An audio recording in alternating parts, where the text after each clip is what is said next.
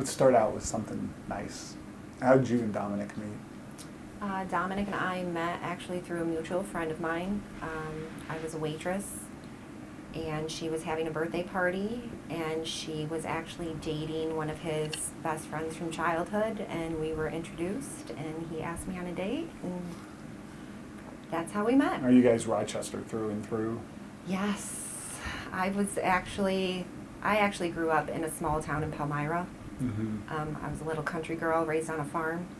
My mother moved to Greece, and he grew up in Greece, New York, in Rochester, and we've kind of stayed in that area since. Yeah. How long have you guys been together? It'll be 20 years this August. Wow. Yeah, Congrats. That's a long time. it is. And how old are your girls? Our oldest is just turned 20, and our youngest is 16. Wow, that's great. Everybody, we have already talked, everybody has this picture of who Dominic Pezzola is. Who is Dominic Pezzola to you? To me, Dominic is a warm, kind-hearted man who would give you the shirt off of his back if you needed it. Yeah. He's a hard worker. He's a Marine Corps veteran. A father, a husband, a partner, a supporter. He's an amazing man. It's so hard probably for people to reconcile that person with the person that is being accused of these crimes. How do we do that? How do we marry those two images? I guess you would have to think, what took place was a single day. A single day does not determine a man's entire life or the quality or course of a person's entire life. Dominic, he gives back to our community. He gives jobs to people that are in addiction recovery. He teaches them a trade. He pulls people out of burning cars. He actually did that before. There was a car accident on the side of the road. A young woman was trapped in her vehicle. He ran over and pulled her out of a burning vehicle with no regard about his own safety. He would work 80-hour weeks so I could stay home and raise our children. He put me through college so I could focus on our kids in school. The person he's been portrayed to be is not the person he really is. It's been 5 months since he's been jailed. How many times have you talked to him? I talk to him regularly on the telephone, but it's not the same. Our conversations, are listened to, recorded. If there's anything personal I wish to discuss with him, I can't. He's my best friend. He's my support. And he's not there. And the thing is, on June 7th, the jail was opened up for video visitation. Everybody in the jail is allowed this, except those being held from January 6th. I'm not allowed to even have a video visit with him. His children can't have a video visit with him because he's affiliated with the January 6th incidents. But everybody else in the jail can schedule video visits or in-person visits with their family, and he's not allowed to. How hard has this last 5 months been on you and your daughters? It's been exponentially hard. I'm currently not working. I left my job to attend graduate school. He was the sole financial provider for our family. Him and my youngest daughter have a bond like no other. She has gone from a straight A student to D's and F's. My children have lost friends. People have turned their backs on children. It's okay. Any second? I was going to switch Mm-hmm.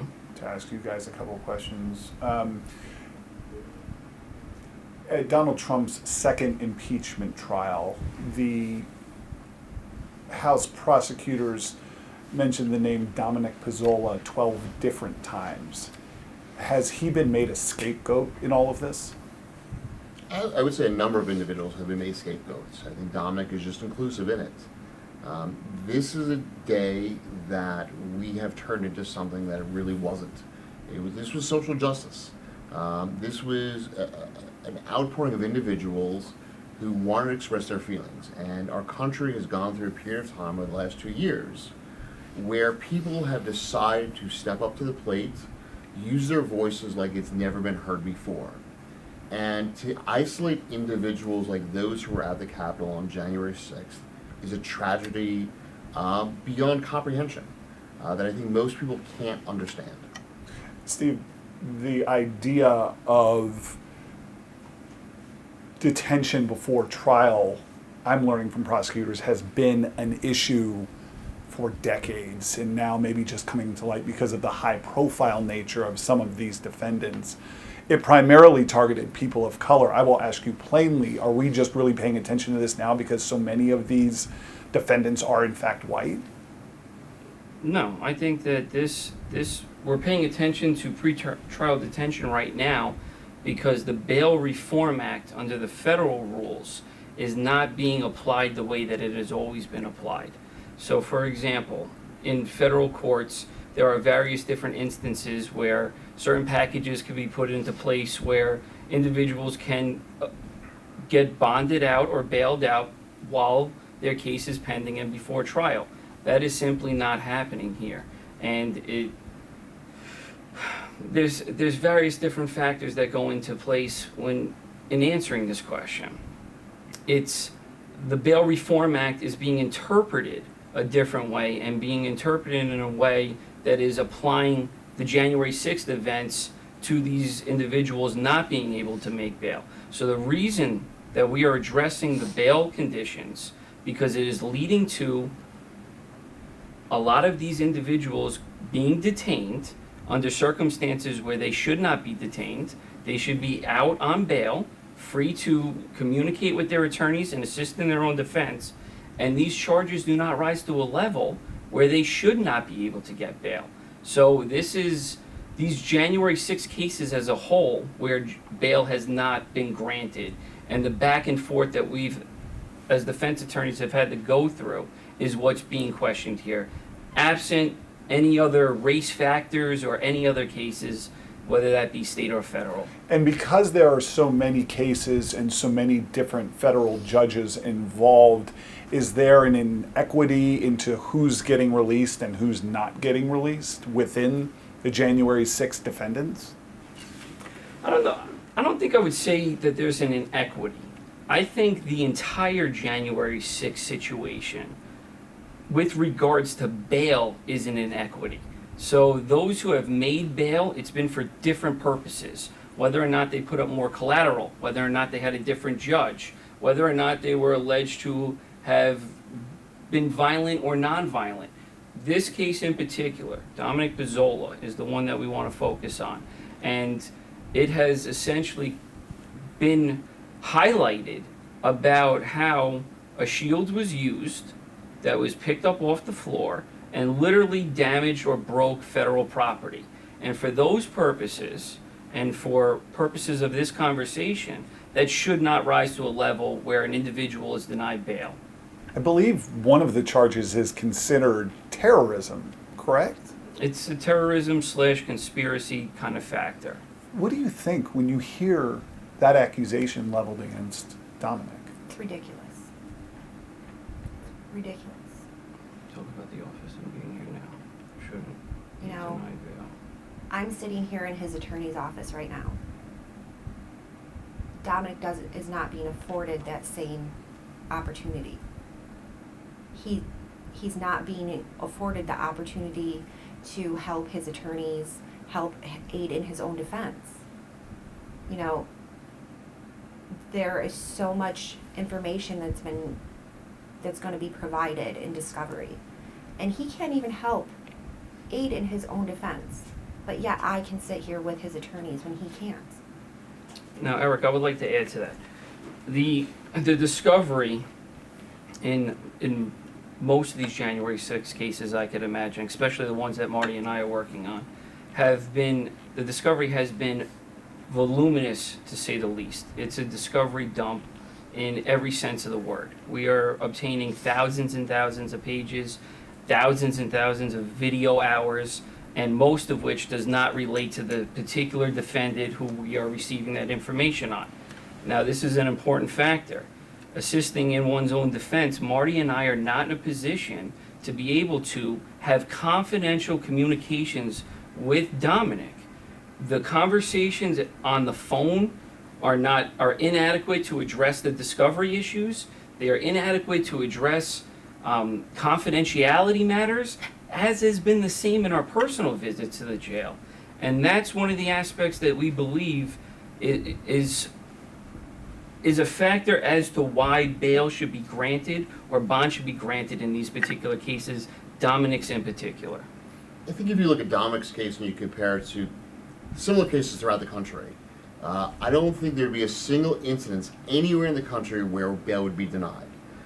There are cases where there are more serious crimes, murder, manslaughter, shooting police officers, creating serious physical injury, high-level narcotics, possession of child porn. They all get bail. Myself, I was in Dominic's position almost 30 years ago. I was granted bail. And the charges that I faced were a lot more serious than what Dominic was faced. It is clear to me in listening to all of these hearings, including Dominic's, that a lot of these judges are very turned off, for lack of a better term, by what some of these people, men and women, are accused of doing. I wonder, at any point, did you say, don't go to Washington, D.C., this is a bad idea? Listen, that's a question that I'm actually going to say that we shouldn't answer at this time. Okay. Can you tell me why? Because I would rather not get into specific conversations between Lisa and Dominic, especially in the days leading up to January 6th. Okay. But I do want to say something, okay? And it's not about January 6th. If you look what's happened over the last 18 months, 2 years, you have individuals across America who've decided to get involved in some kind of movement and use their voices. What happened on January 6th is no different than what we've seen across America over the last 18 months, when we've seen people be outspoken, and what happened on January 6th does not compare to some of the instances that we've seen across America. A lot of the people who see those images from January 6th would say you're wrong. They could, but you know what? They're the images that are being selectively distributed to the press. If you ask the individuals who were actually at the Capitol that day, they will tell you a different story. And we're starting to learn that sometimes when a still shot is released, it does not represent the actual story when you actually see the whole video. When you read over and see the video, is it hard for you to watch? Which video are you speaking Let me rephrase the question. Is it hard for you to hear the things Dominic is accused of? I mean, regardless of what Dominic is charged with at this time, you know, he is a Marine Corps veteran. He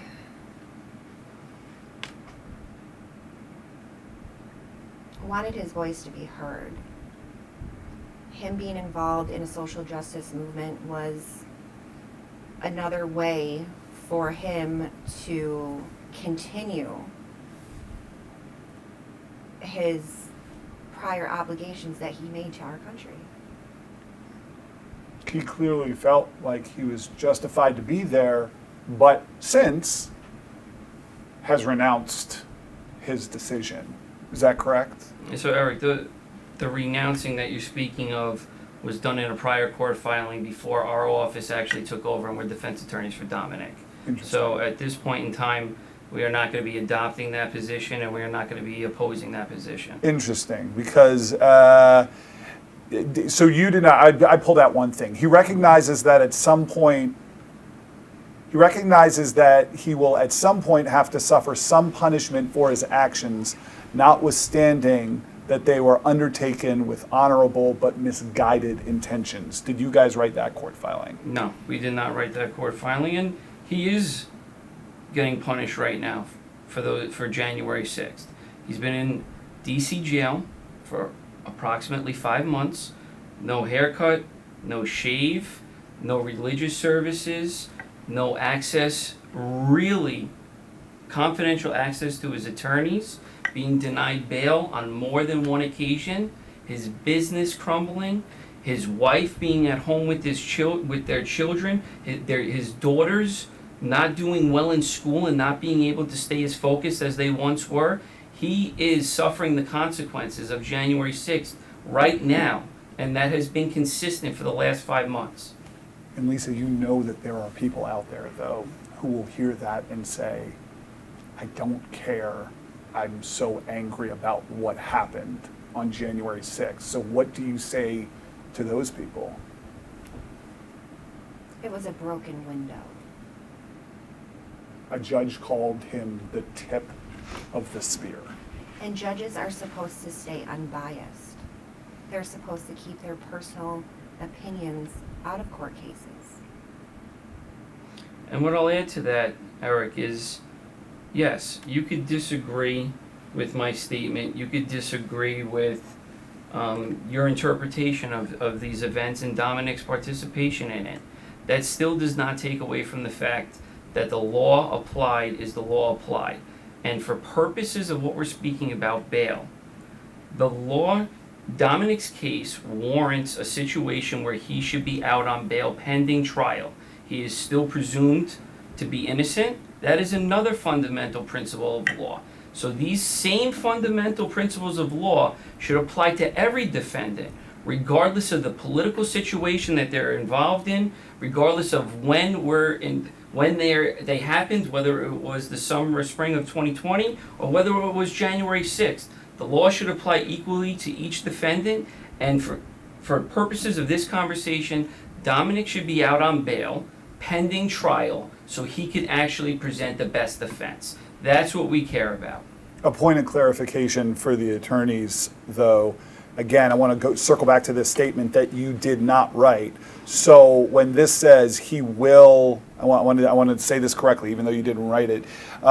He recognizes that he will at some point have to suffer some punishment for his actions. That makes it sound like he's ready to plead guilty to at least some charges. Do you support that stance? We have not actually entered into any plea negotiations on Dominic's behalf, and we are not entering into a plea on Dominic's behalf or Dominic entering a plea at this time. That is not a position that we are taking or that we have actually even discussed. Lisa, would you agree that he had honorable but misguided intentions? If you don't want to answer that, that's fine.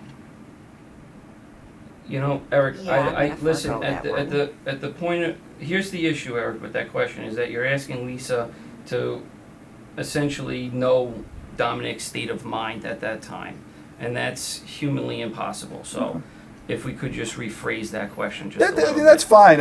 I pulled that out, but Yeah. obviously I understand. I mean, it does seem like there's, with new counsel, kind of a new way we're approaching.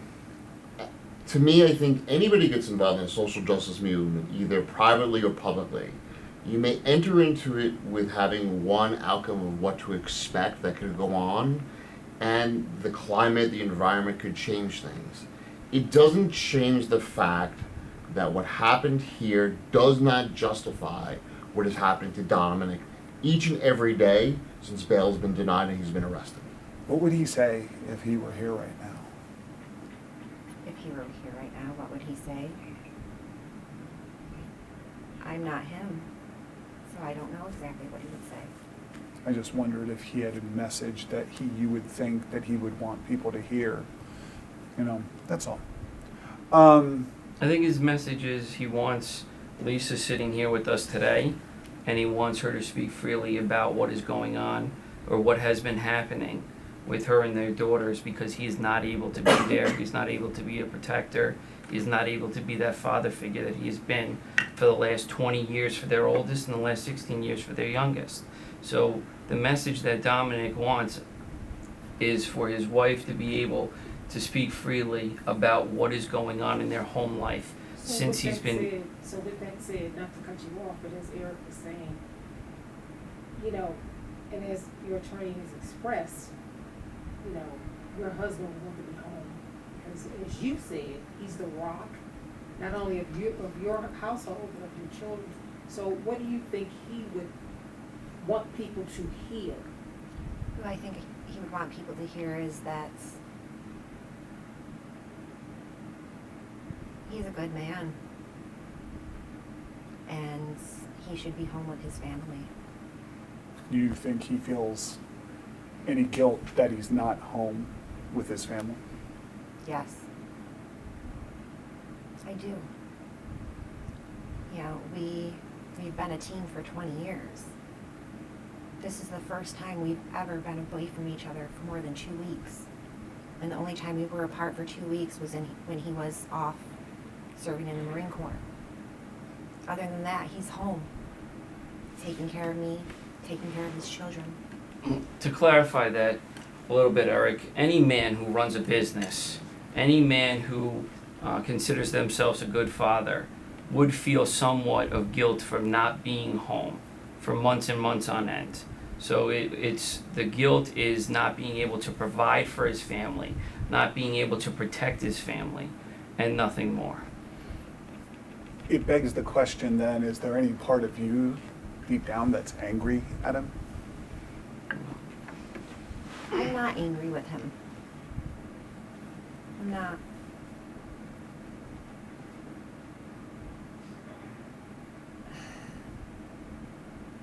I miss him.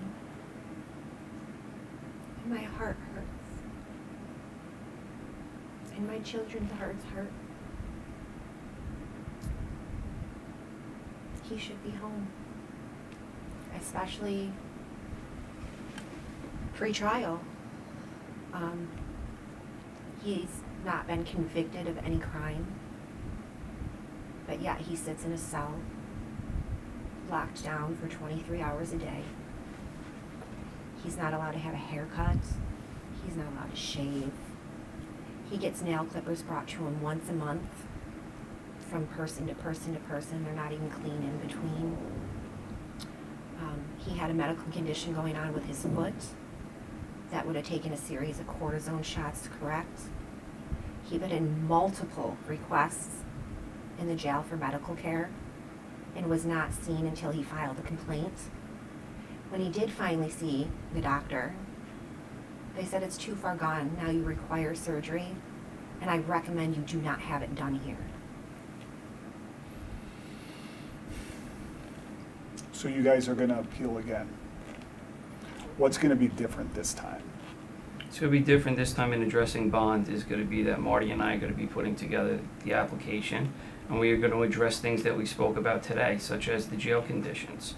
Think about trying to prepare for trial and not being able to make sure that your family is safe and secure, not being able to speak to your attorneys, having medical conditions that have worsened to a point where you now require surgery in a location where you don't feel that you could, if you did have that surgery, that you would even have further medical attention after that. All of these things factor into the state of mind of a person in preparing for trial, and that should not be the case for Dominic. So. Yeah, no, I was, before I do forget, and I'll actually softball this a little bit for you. Can you address any of the specifics against him, specifically the thumb drive that was allegedly found in your house with explosive making material? That seems to have concerned judges who have continued to... There's a completely separate story to that entire equation, and that is not something that is in Lisa's knowledge or to address at this point.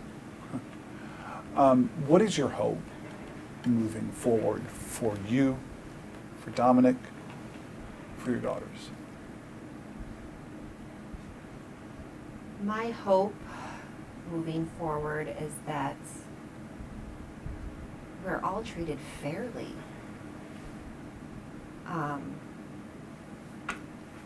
Everywhere in the United States of America, breaking a window is a criminal mischief charge. Anybody anywhere that broke a window wouldn't even likely be arrested. They would be given an appearance ticket. You know, in the city I live in, there was a specific individual who was convicted of shooting a police officer in the head as a juvenile. Served his juvenile sentence, was then subsequently arrested after release with an abundance of heroin. Ultimately released on home confinement with an ankle monitor. During that home confinement on an ankle monitor, he got behind the wheel of a car, got into a car accident, and cost the person their life in the other vehicle that he collided with, and was subsequently again released. And here Dominic stands, held, no bond, no release, for a criminal mischief. You see the charges much differently than all these federal prosecutors and judges, obviously. I do. But that's the reality of it. In any other court, a broken window is a criminal mischief charge. All right, so Eric, I would Yeah, like to add to this that It's 2:30. It's I was 2:30? actually Okay. I was gonna say So- that we've done a good, Your alarm. yeah. And I'm almost at the end, so I wanna put everybody at So then least a let- little bit more do at you guys ease. wanna Do take the a couple of thing, minutes, and or- like it's up to you.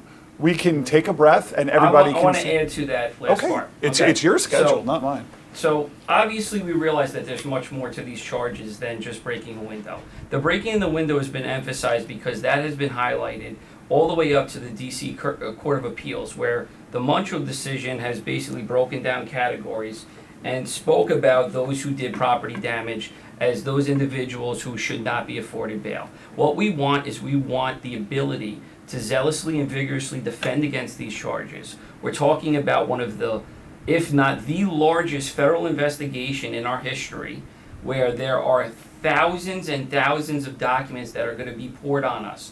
We want the ability to be able to gear up in a fair way for trial should this case get to that level. And let me be real with you guys in a respectful way, but let's get really real. Let's get real about this part. Okay. He only broke a window. This was a social justice protest. People will hear that and absolutely roll their eyes, if not worse. How do you kind of justify framing it that way? I Well, guess is my question. So for the window is what we were talking about is that aspect being highlighted for purposes of denying bail. That's the one that point was heavily emphasized and will continue to be emphasized. When I talk about the Bail Reform Act being interpreted for the first time with regards to January 6th defendants, that specifically is what we're speaking about. Category 1 is those who allege to have, in sum and substance, alleged to have been violent and or damaged property or broke windows to obtain access into the Capitol. That has been emphasized, reiterated, and essentially been the first analysis that's been done with regards to the bail reform, or has been a new analysis that's been done with regards to bail and January 6th defendants. That's why we are highlighting and focusing on that one component. It's not the end-all be-all of the charges. It's not the wide scope of what Dominic is facing, but it has been a very highlighted factor that we do want to address and touch on. So what's going to be different is we're not going to run away from the facts that are against us. We are going to address them, and we're going to try to address them head on. If that one factor is a main reason why someone is being denied bail, then we want to address that. That's what we want to do differently. I saw you kind of shaking your head, and I'm just gonna. Did you have anything to add? Okay. Yeah. And then I do want to add, I mean, Just shivering. if we look what's happened in our criminal justice system for the last 20, 30, 40, 50 years, we have seen so many individuals who were wrongfully charged with crimes, and the government infected the public with wrong information. And in so many of these cases, innocent men and women were convicted, not based on the facts, but based on the infectation of wrong information that really infected individuals' minds and the jury pool. And this is a case that we've heard so much about this incident. We've heard it called a riot, we've called it insurrection. The problem is this: nobody's been convicted of anything. And the more we start calling it a riot, an insurrection, okay, the more we're actually prejudicing every individual who's arrested. Okay? And as we're approaching Father's Day, I think Lisa and her kids deserve to have Dominic home. What kid doesn't want their dad home for Father's Day? You know, and if you think about Dominic as a military veteran, a father, a husband, a community individual. I mean, when you hear about an individual who will sacrifice his own life to run to a burning car, that's a man that does not to be deserved to be treated the way Dominic has been. What will Father's Day be like? Sad and somber. It will be sad and somber. Father's Day in our household consisted of me making all of his favorite foods. He would play video games with our daughters because they all like to play video games. We would just spend the day home as a family. And honestly, I don't know what I'm going to do with my girls this year. Their father is not there.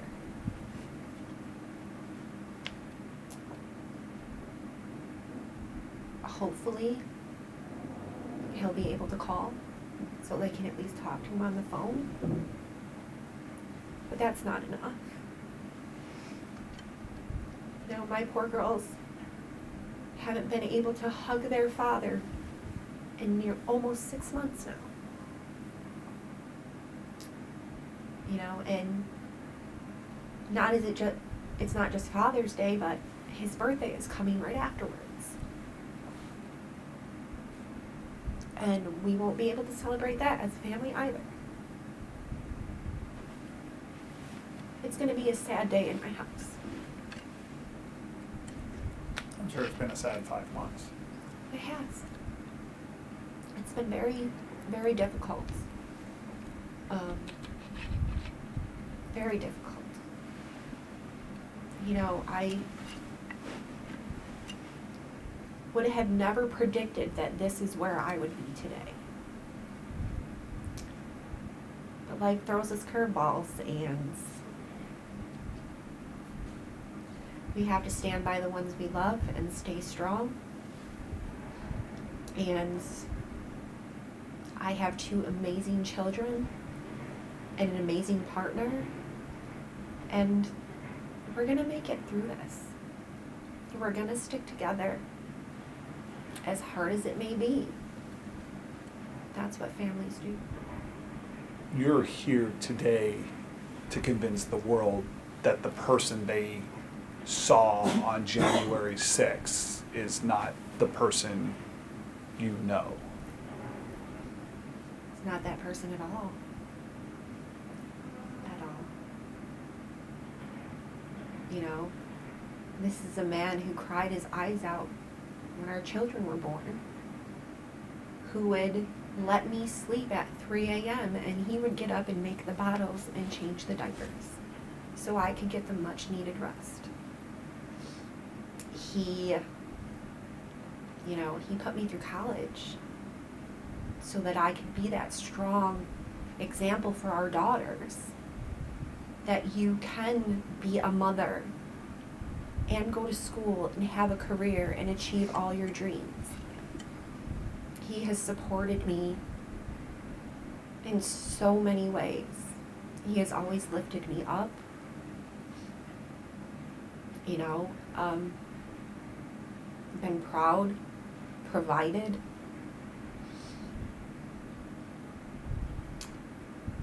The man that has been portrayed is not the man that I know. It's not the man that I've known for 20 years.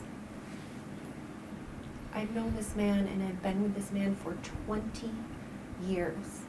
Our 20th anniversary is coming up this August. Hopefully he'll be home for it. So you come to this conversation with a unique perspective. Tell me about what you used to do. So before attending graduate school, I was actually the supervisor of the release department at pretrial services of the Monroe County Bar Association. And what did you learn from that experience? From that experience, I learned the types of offenses that qualified for remand and qualified for release, what types of release those offenses qualified for, whether it was released on somebody's own recognizance, whether a bail stipulation was put in place, whether a home confinement stipulation was put in place. I learned how to conduct background searches, verify familial information, job information, and then I would actually make recommendations to the judge on which program a person should be released to. It's incredibly ironic considering all this. It is. And also probably frustrating from where you're sitting. It is. Because if I was to run a release based on Dominic's history, the recommendation would be ROR. Released on your own recognizance. Recognizance. Is there anything that we haven't given you the chance to say that you wanted to say today? You know, it's right now what's going on inside the DC jail is very concerning, not just for Dominic, but for all of the defendants being held there. Right now, they're on lockdown for the next at least week in retaliation to them voicing to their families, and their families in turn getting the information out to the public. They are now locked down 24 hours a day.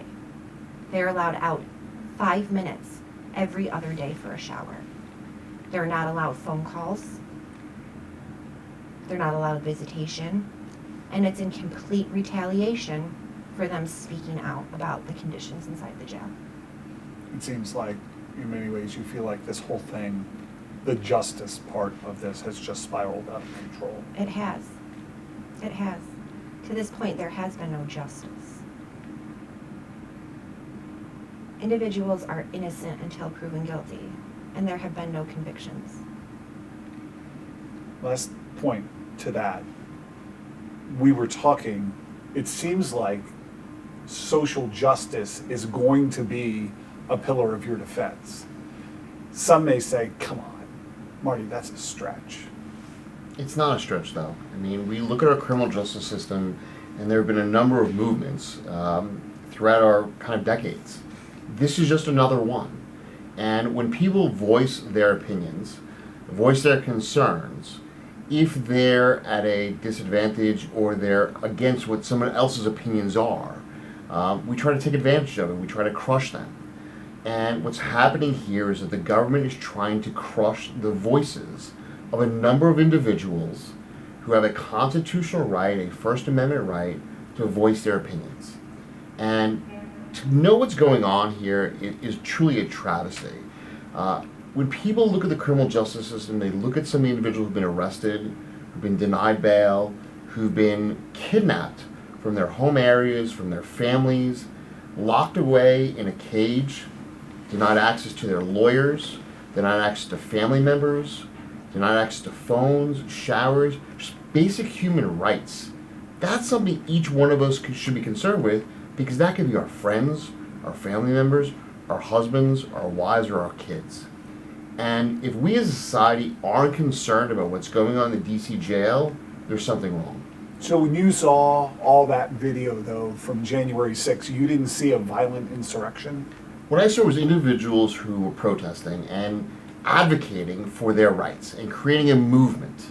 None of us were there that day, so none of us really understand what happened on the ground until we start seeing all of the videos. And the government isn't releasing all of the videos. And what happened there should not be taken in isolation and punish individuals, okay, like Dominic. Steve, a final word from you?